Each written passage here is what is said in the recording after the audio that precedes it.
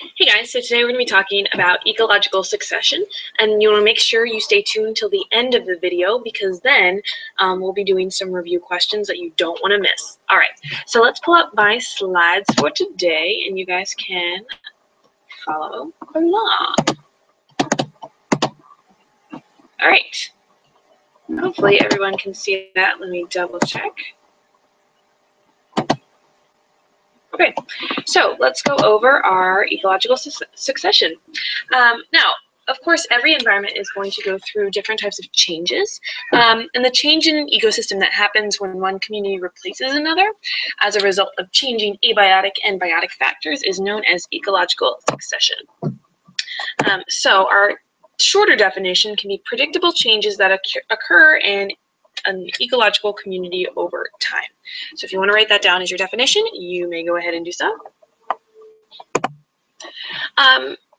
So basically, over a long period of time, different types of organisms are going to populate a certain area, and this will show different changes in different ecosystems. Most commonly, we look at examples of forests when we talk about ecological succession. We're going to talk about the two different types of succession that will occur. Primary succession is going to be the pattern of changes in the community that occurs when there is no soil. So this is our very, very first type of succession. We don't have any soil to go from. There's very few microorganisms in the environment. And generally, for example, ice will melt to expose bare rock, and then our very first organisms, we call them pioneer organisms, are going to come through when there is no topsoil. And generally, that's going to be lichen. We talked about lichen when we talked about symbiosis because it is a relationship between a fungus and an algae. So this type of mutualism is going to work together, the organisms will start growing on the rock. And then so these lichen and maybe some mosses are going to be the first organisms to appear. We call them pioneer organisms. And these pioneer species help to create soil by secreting acids that are going to help break down the rock. So eventually we get our soil and we can go into different types of succession. So like I said, pioneer species establish and break down rock to create soil, like moss and lichen, and then seed dispersal is going to bring new seeds, small plants grow and grow and grow until eventually, over many, many years, typically hundreds of years, we have a mature forest.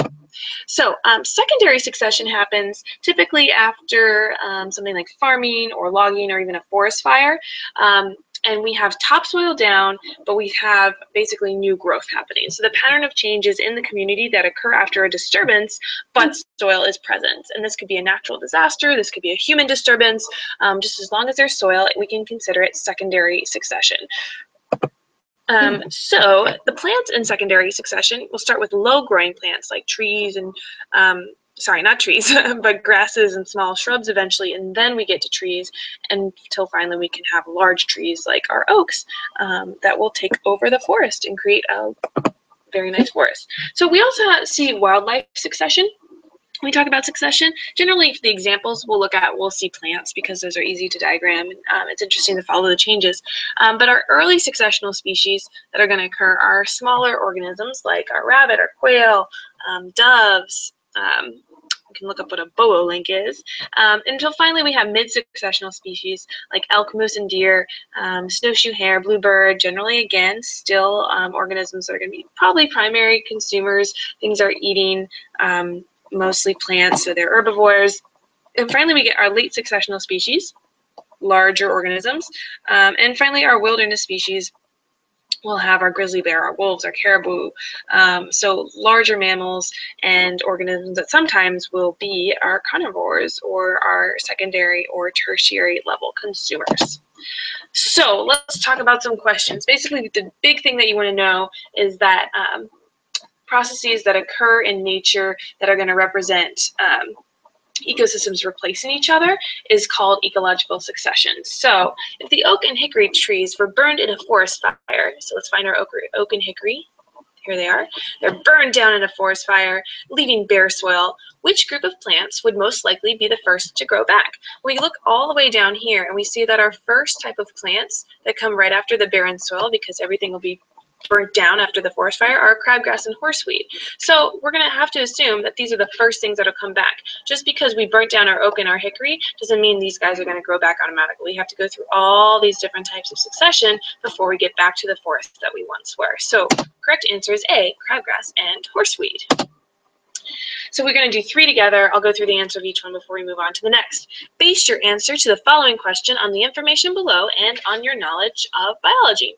Lichens are composed of 2 organisms, a fungus that cannot make its own food and an algae that contain chlorophyll. Lichens may live on the bark of trees or even on bare rock. They secrete acids that tend to break up the rock they live in, helping to produce soil. As soil accumulates from the broken rock and dead lichens, other organisms such as plants may begin to grow. The ability of lichens to alter their environment, enabling other organisms to grow and take their places in that environment, is one step in what process? The process we've been talking about all throughout this video. What do you think it is? B is correct, ecological succession. This is a really good description of what happens. So after our pioneer organisms like our lichen come through. So if you want to jot down some of this information, we can actually learn a lot from this particular test question.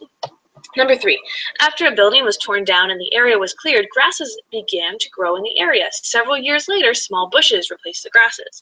This is a pattern of plant growth that is known as ecological, not stability, not cultivation, not coordination, but you guessed it, succession. After a fire destroys a forest, the area will most likely, so think about it before you even read the answers, so ignore these really, really quick. What do you think a fire is going to cause? Well, we're probably not going to get rid of the soil, but we will burn down all of our larger plants. So what are our options? The area will most likely remain bare land indefinitely. B, develop into a desert area. C, develop into an entirely different type of forest after hundreds of years. Or D, recover through gradual changes back to a point of long-term stability. And we hope through succession, it is able to do D.